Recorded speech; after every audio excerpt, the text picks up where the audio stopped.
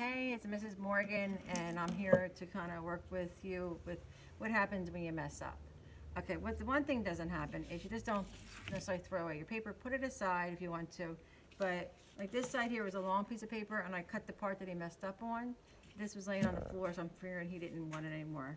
And then you can get your pencil and you can go back and maybe draw on top of it.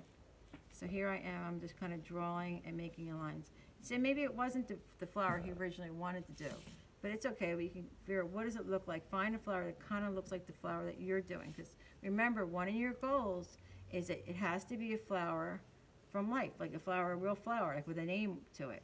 It's not one from your imaginary, in your head. Okay, and if you rush, I mean, I can't do it in a second. All right, and I know how to paint. So I don't want you to rush. Relax. When you're doing watercolors, you have to relax. It has to be a peaceful environment when you do watercolors. It can't be all over the place. Now, some of you, as I said, or when you're in school, you should be doing your studio time at least at school, because I have everything here and I can help you more. But you got to relax. Relax, go with the flow. Even in my video, the last video, I was relaxed in the video and I was just painting. I was trying not to talk so much. All right. So here I got my watercolors and I got my water, and the brush with the paint, the tip on it. That's got the tip. That's nice for painting watercolors. There's flat brushes, but this isn't flat. This is it's a water. A flower is not flat. It's not a house. All right, so I'm going to dip that, and then I'm going to see what color I want to put on top of that for my lines, and I'm going to do a little bit. This is dry. If I would have put black on this now, it would bleed out. Right, so again, you can make little marks. So I could do dots here. Relax. Set up your area. If you mess up, sometimes you go back to it the next class. That kind of helps out too.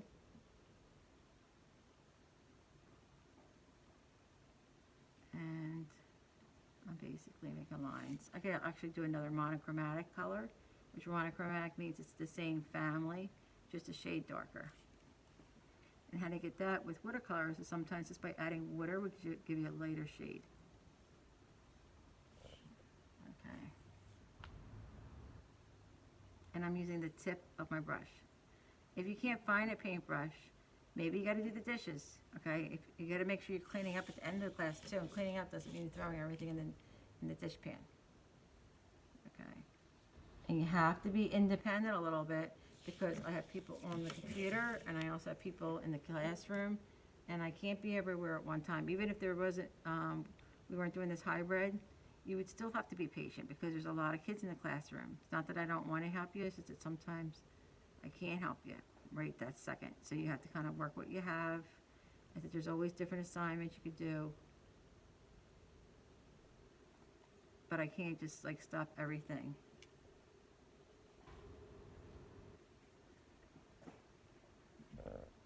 If you have your camera off, that kind of stuff, I'm just going to start taking off points because everybody knows what the rules are.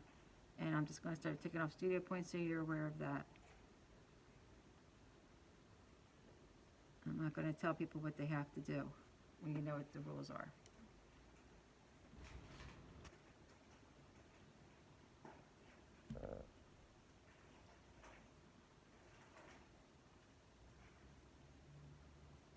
Okay. And you can kind of see how I'm just using the tip of my brush.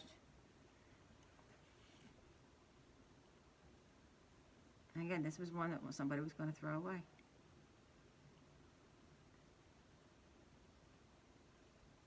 The paper, when you do watercolor, should be a firmer paper, hardstock paper.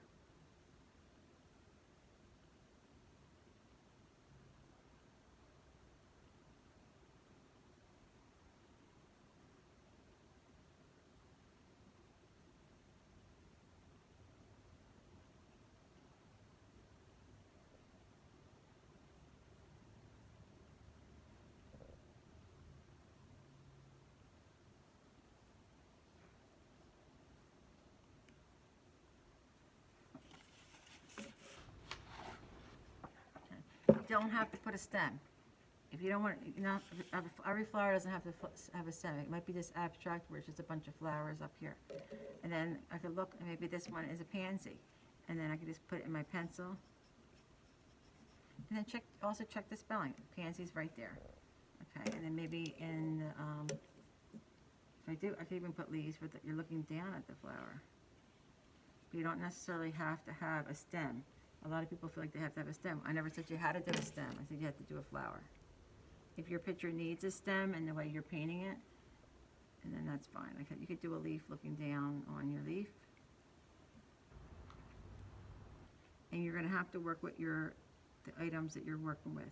So in other words, if you mess up, you're going to need to work with your mistakes, because it's watercolor, and watercolor is not forgiving.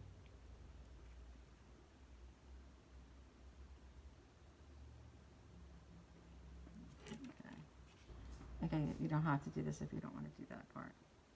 Okay, you don't have to do a stem. And maybe I'll put one over here.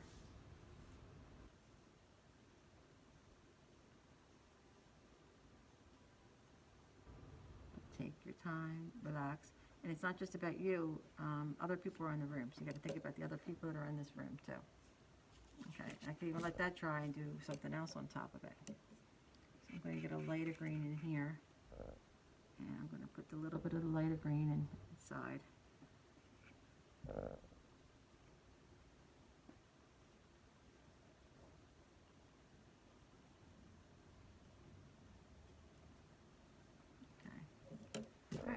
And say you have another one on another paper and you really like it, you can cut it out and we can glue it on and then make a beautiful composition of flowers. All right, so put the name of the flower on it. Okay, I have a pansy, you have that. I think even the eye needs to just do a little bit of black, only because I did it on the outside of that one. And here I go.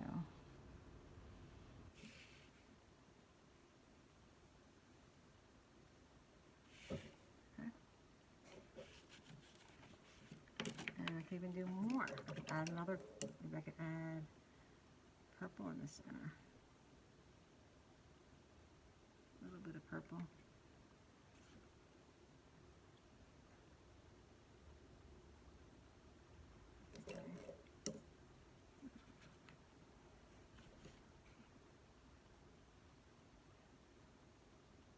If I go with next to wet on wet, it's going to bleed out. So you might want it to bleed out. You might not want it to bleed out. It's up to you. All right, there.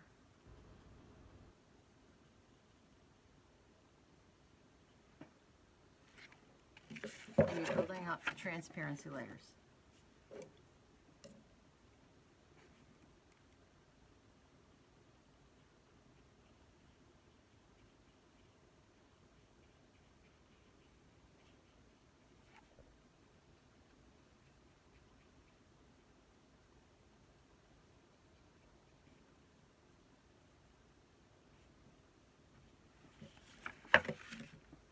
And as I'm moving the paper around, so the square format might be nice to work with this for this project. I didn't tell you what size you had to work with, which means it's open. And I'm actually moving my paper around as I go. Again, so a square might be better for you for this. And see, I'm going around, I'm touching all of the edges. And I'm using my paintbrush as a tool, which see how I'm doing the line? That's actually the size of my paintbrush. I'm making dots. Which we learned in the Evergreen project of how to use our paintbrush as a tool.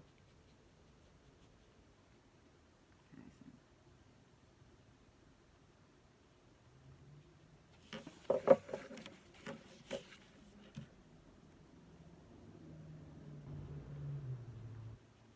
if the paper's too thin, it's going to crumble up.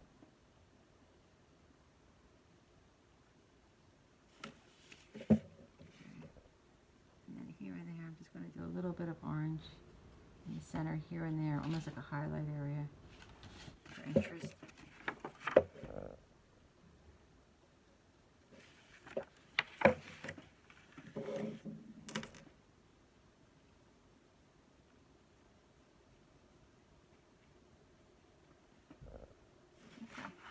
This was a piece of trash on the floor with a yellow dot.